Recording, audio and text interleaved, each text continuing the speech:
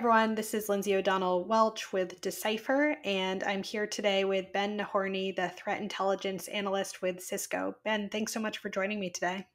Hi, Lindsay. Yeah, thank you for having me. I'm pleased to be back. Yeah, it's great to have you back on the podcast. A friend of the podcast. I know we talked just a couple of weeks ago, so always Yeah. great to chat. So I wanted to talk today about vulnerability management, and this is a challenge, right, to say the least. Yeah. And part of that is due to, how organizations are trying to gain more visibility into the flaws that are in the products in their organization. But then on the other side of the coin, there are just so many vulnerabilities out there right now. Right. Now, you have some pretty good insight into the latter piece there, because I know you do a lot to cover the threat landscape and for Cisco, and part of that involves kind of vulnerability assessment. So I would Yes. love to hear a little bit about what kind of data related to vulnerabilities that you're looking at and how that fits into the puzzle of vulnerability management. Sure. Yeah. So one of the interesting things that I've been looking at recently has been um, uh, uh, I've been looking at network attacks on the perimeter, and a lot of those are vulnerability related. So we see a lot of activity around that. And looking through that data, one of the things that I found was interesting was that some of these vulnerabilities we're seeing, or I should say, the large majority of the vulnerabilities we're seeing, are not new. They are older vulnerabilities. The one that saw the most activity probably comes as no surprise. That's Log4j. It continues 3 years later to be one of the most active vulnerabilities on the perimeter that we see. It really is one of those once in a decade style of vulnerabilities. But what's kind of surprising as well is that the next most common vulnerability we were seeing on the perimeter was actually shell shock. And shell shock is a 10-year-old vulnerability now. So this has been around for a while, and yet it is still very active. And really, when you look at the top list of the vulnerabilities we're seeing most activity around on that perimeter, most of these are 5, 6, 7, 8, 10 years old. There's a couple of them in there that are on the young side, and they are 2 years old. So ultimately, we're talking about much younger, or the younger ones rather, are less frequent. In fact, if you want to get to something that's under a year old, you got to go all the way down to, I think it was like the 33rd vulnerability. And at that stage is the first time we're seeing something less than 12 months old. So ultimately, there's a lot of activity on the perimeter that is older vulnerabilities that are still very active. Right. I think you make a really good point, because I know when I was looking at CISA's top exploited vulnerabilities list from last year, I think for the year 2022, it was just always, made me do kind of a face palm that you were seeing some of these really old CVEs on there, Yeah. like you're saying, like dating back from a decade prior, or, 2017, 2016. Right. So, can you talk a little bit about what's going on here? Why are these older vulnerabilities still so prevalent today? And, what can you kind of postulate is happening on the organization side where they might not have patched these kind of holes in their environment? Right. Yeah, well, it's interesting when you mentioned CISA. I actually took a look at the Kev catalog and all the vulnerabilities that are in that catalog to get a feel for the average age of those vulns. And 5 years tends to be around the marker for anything in that catalog. But to your question about why we're seeing so many older vulnerabilities, the gist of this really is that what we're seeing is a lot of automated attacks. So attackers are out there using these scripts that they've written or utilities and tools that they have at their disposal, and basically punching out a whole bunch of these exploit attempts. So they essentially just throw everything, including the kitchen sink, at these huge swaths of IP addresses, and they try to see what sticks. So that really is the gist of a lot of that. And ultimately, why they're doing that is because really there's no cost to these attackers to at least try. There's no overhead in sending out a quick exploit attempt, small packets, going out there and hitting something, coming back, seeing what the results are. And ultimately, there's no penalty. The chance of them getting caught and, having some sort of ramifications for doing that is very low. So this largely explains why we're seeing such behavior. Yeah, the way you're describing it, it seems pretty easy for attackers to kind of carry out these types of exploits, especially if it has been out there for that long. But then on the defense side, if you're looking at companies, they're facing plenty of challenges when it comes to vulnerability management, right? I mean, they have issues with visibility and asset context and prioritization and then remediation. Yeah. Can you talk a little bit about some of those challenges and how that might fit into all of this? Yes, it's there's a lot there when it comes to figuring out how to approach these sort of vulnerability management situations. And right off the bat, you really need to know what's on your network. So auditing those assets to get that visibility is really important. But ultimately, I think the largest challenge overall in this is prioritizing what's most important. I mean, we are talking about looking at the disclosures of vulnerabilities throughout timeframes. Let's say the last year or more.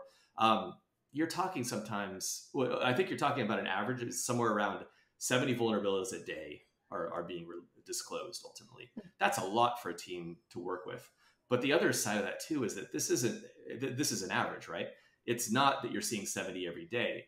You are seeing days where there's zero, and then all of a sudden you have a whole dump of 100 plus, and then maybe a couple of days at that sort of level, and then it disappears. So there's a feast and famine sort of aspect to that, which makes it very difficult to manage as far as how you actually approach that. But ultimately, yeah, you have to decide, how to patch what's most important. And that's really the hard part there, beyond just figuring out what to prioritize. And yes, remediation, it presents its own set of challenges. And once you've decided on what needs patching, you really need to consider the implications of things like the downtime that can come from applying a patch rather. And you even have to decide if something can be if a particular device can be patched at all. Sometimes there's cases where it's just not an option. And ultimately, you have to figure out how to remediate that outside of patching itself. So there's a lot going on there to actually have to address. Yeah, I think you make a good point in describing all of that because, I think there is almost a sentiment out there, at least from my perspective, writing about these vulnerabilities and how we need to patch for some of them as soon as possible. There is kind of a sentiment of just saying, okay, you need to patch, but people really don't take into account, like you're saying, downtime, or maybe it's a system that, is critical enough where you need to consider that as a factor as well. Right. So I think there's a lot of things that people don't really think about when they are just trying to hammer home the point of like, you need to patch ASAP. Right. Now, when you're looking at some of the factors that go into prioritizing patches, can you talk a little bit about what you're seeing for different pieces of vulnerabilities that might make them more of a priority for organizations? Because I think that's something else Right. that a lot of businesses struggle with. Yeah, that could be challenging to figure that out because or I should say, one vulnerability is not created equal depending on your exposure, et cetera. And actually, that's the first thing that's most important to really think about when you're considering this is what is your exposure? You're obviously, like we're talking about the perimeter and the attacks there. That's your front line of your network ultimately. You're going to see a lot more activity out there when it comes to vulnerabilities than you necessarily would inside. You'll certainly see them inside, but prioritizing that exposure based on, hey, is this box sitting on the perimeter? That would definitely bump it up as far as you're wanting to address something like that. However, if it's something sitting further back in the organization, that might not take quite as high a priority ultimately when you're actually approaching it. Not to say that's not important to patch, because attackers can get inside and that you don't want to be left exposed there. But when you're choosing what to do based on priority, something like the perimeter is important to start with. But there's also several things you can do that you can weigh prioritizing beyond simply exposure. And you can use some metrics out there. And this is where metrics come in to be very handy. Ultimately, one thing, and this probably comes not as a surprise, but taking something like a CVSS score and using that to determine how critical a particular vulnerability is. If it has a score 9 and above, obviously that's going to be more of a priority than a 4 or a 5. But even when you do that, you're still talking about thousands of vulnerabilities to deal with at the level of 9 and above. So you need more context in that. You need to be able to apply further filtering to get your method down on how you're actually going to approach that. And there are some other variables you can use to kind of help do that. A good example is remote code execution. If something has a RCE condition, it's usually a really important thing to take a look at where you stand as far as exposure to that particular vulnerability. Ultimately, it's just like it sounds. If an attacker can remotely exploit something, that's going to be a priority as a result. Some other things that are important too. How easy is it to exploit something? If an exploit's really complicated and it takes several steps for an attacker to figure out how to get through, they're going to be less motivated to attempt that unless you're talking about in circumstances where it's a high priority target and they're trying to get in there. They may be using that, but on a regular basis, simpler vulnerabilities tend to see more activity as well. The attackers want to get in and out as quick as they can. They want to put the least amount of effort into that attack. So something that's easy to exploit, that also is a good measure as far as how you might want to prioritize. But how prevalent a piece of software, that also plays a big part. Think of something like Log4j. That is one of those vulnerabilities that is just in everything. It's a bit of code that all sorts of different products use. So that is one of the main reasons we see so much activity around that. And ultimately, yes, if it's in everything, attackers are going to spend more time trying to figure out how to exploit something like that. Right, right. I think that those are all really good points. And I know, you've talked about this too, at least you were at Black Hat, but you talked a lot about kind of the online noise and different news reports around vulnerabilities and how we can really discern between what is that noise versus what is really when a vulnerability is actually very critical to patch. And, I would love to hear more about your thoughts there. And Yeah. especially with, maybe putting into play also CISA's known exploited vulnerability catalog. Like if some of these are being exploited, how does Yeah. that kind of add into the prioritization there that needs to Yeah. happen? Well, that's actually something that I looked at in detail, and it's kind of an interesting thing because I think those practitioners out there listening will understand what it's like when you sit down in front of your mailbox and suddenly you have an email from someone up in the C-suite, and they're asking about some news article they've seen about a vulnerability, let's say, and they want to know, are we exposed to this? So it kind of seems like that sort of discussion or I should say, news reports and also online discussions, such as social media discussion around vulnerabilities.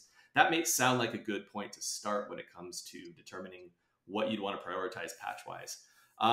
So I kind of put the question out there: does that online discussion actually correlate with what's successfully exploited? And so I figured out a way to run some numbers around that. And what I did basically is I used the Kev catalog, which are all these exploits, that are easily, or that we know rather are being exploited out there in the threat landscape as we speak.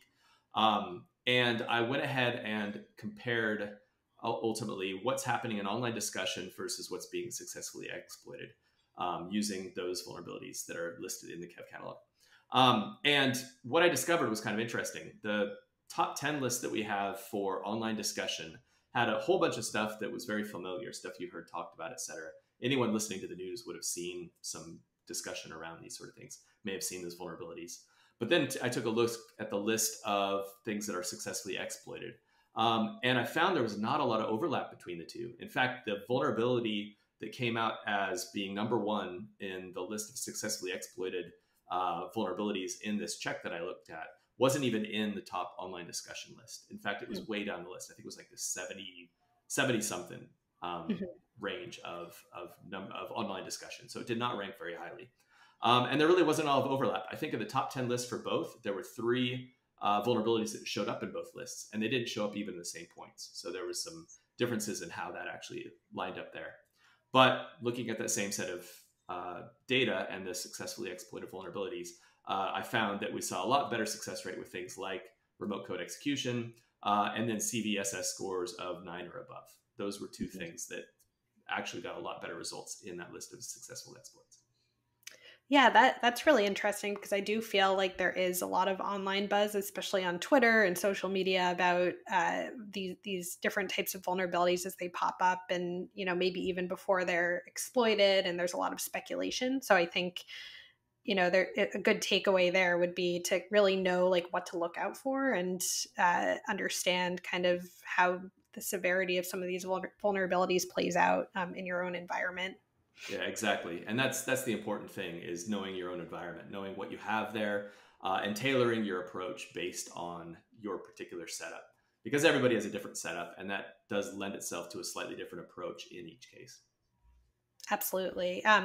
Well, Ben, final question I had, and I talked to a couple of CISOs and security teams, and one thought when it comes to vulnerability management is wanting to be less or less reactive and become more proactive in how you can best take in and prioritize some of these vulnerabilities. Would love to know your thoughts on what makes a vulnerability management strategy successful for businesses, and if there's any kind of tips you have based on what you've seen in the threat landscape.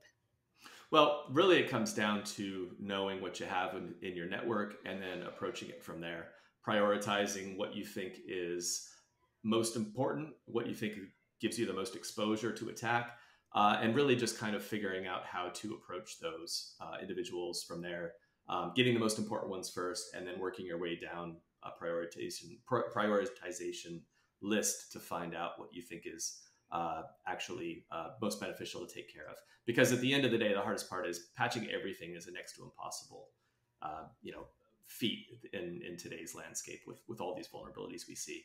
So that sort of prioritization really is key and should lend itself to the best success rate. Yeah, I was talking to someone yesterday who said you can't patch all the things, right? So it's just like you need to focus on, what is most critical and what's most applicable in your environment. So I think that echoes a lot of the thoughts you had there. Exactly. Well, Ben, thank you so much for coming on and talking a little bit about what you're seeing from your perspective. Great. Thanks for having me again, Lindsay. It's been great chatting. Awesome. Thank you so much.